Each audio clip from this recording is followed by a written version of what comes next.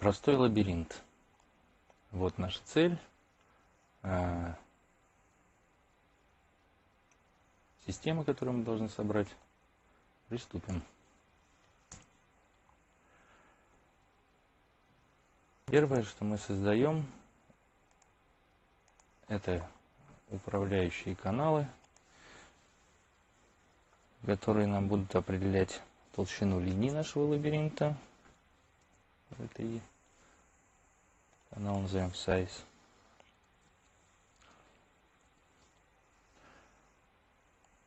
И канал grid.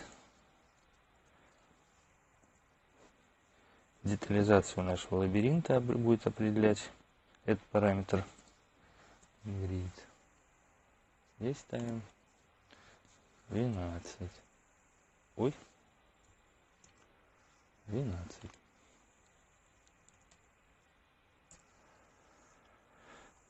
Так. Значит, для создания лабиринта первым делом понадобится rectangle.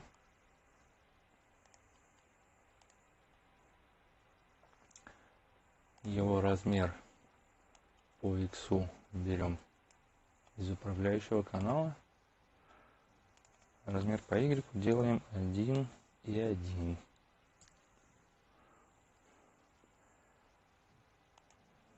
Дальше transform.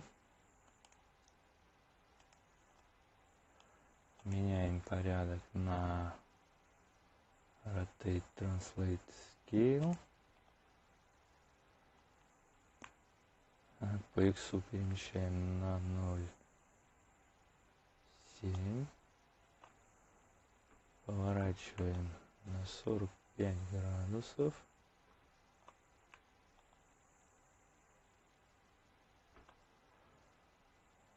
Так. И в скейле ставим 0,707 тысячных. Во вкладке Tile меняем на Repeat.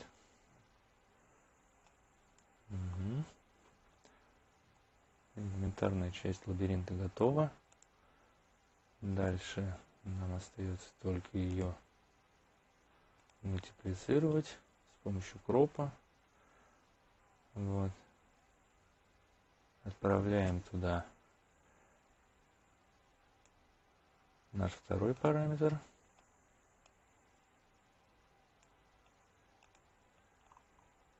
Отлично.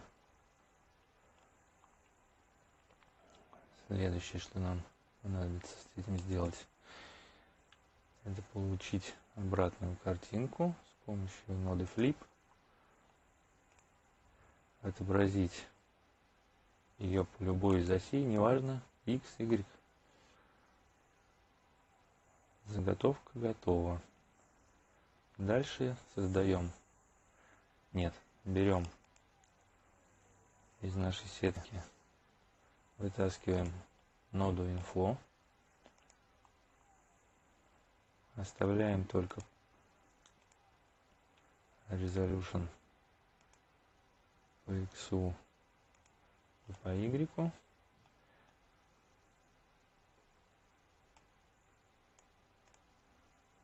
И создаем топовый noise.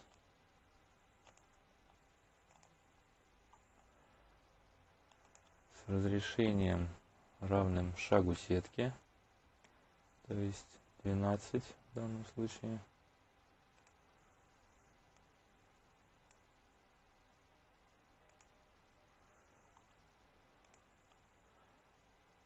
Здесь же меняем сглаживание на соседний пиксель и экспоненту убираем в 0.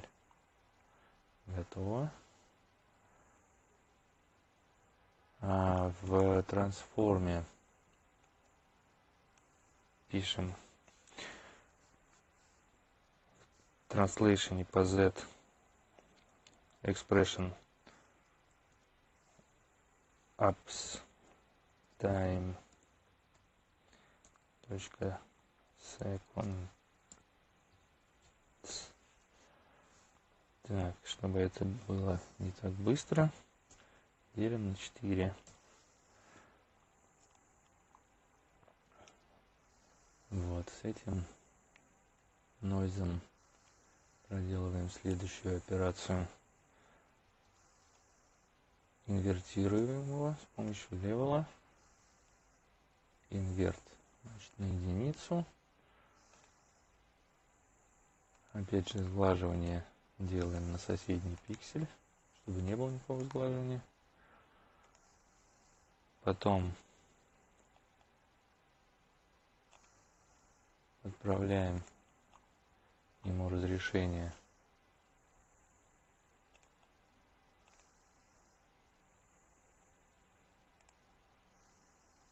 на то, которое у нас получилось в сетке.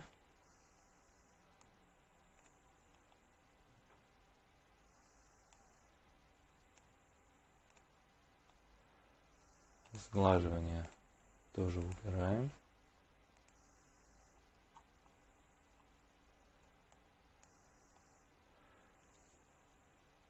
Повторяем для инвертированного нойза.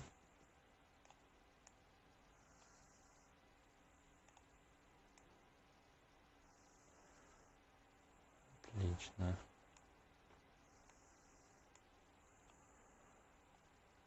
Значит, нашу исходную сетку мы умножаем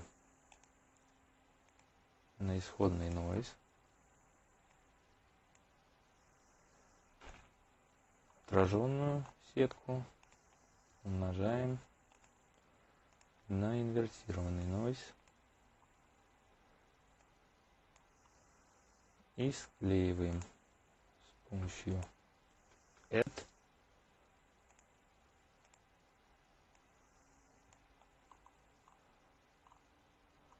Вот, получился такой вот динамичный лабиринт. Прелесть этой структуры состоит в том, что ее как ни поворачивай и не представляй любой из своих сторон, все будет смотреться очень логично и неразрывно, без стыков. Вот, поэтому мы здесь применим следующий приемчик. Возьмем CubeMap и 6 раз в него засунем эту текстуру.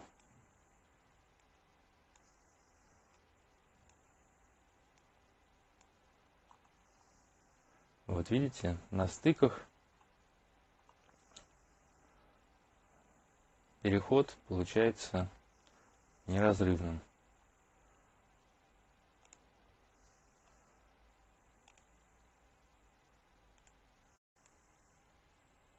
Так, только не сюда.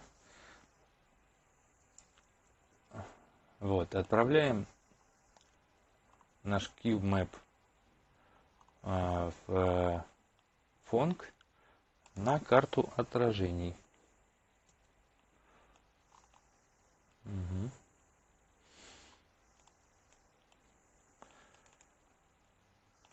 Идем в subcontext, создаем сферу. Без лишних колебаний засовываем ее в геометрический контейнер.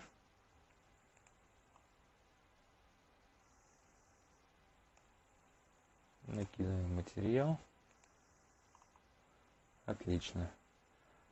Вот. Здесь у нас есть блики и какие-то выделения цвета, которые нам не нужны, поэтому diffuse в фонге ставим на 0. И specular тоже на 0. Угу.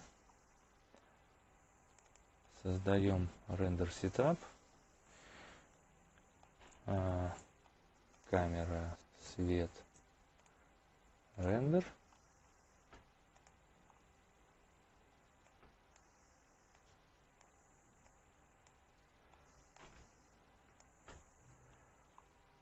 Так, свет прилепляем к камере. Заставляем камеру крутиться вокруг объекта. Значит, во вкладке PreXform, в Rotation пишем тот же expression.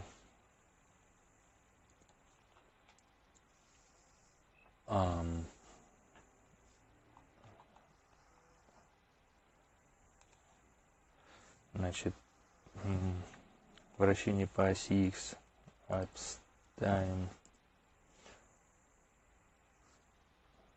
seconds. Здесь надо, чтобы было все быстрее, поэтому умножаем на 5. Копируем.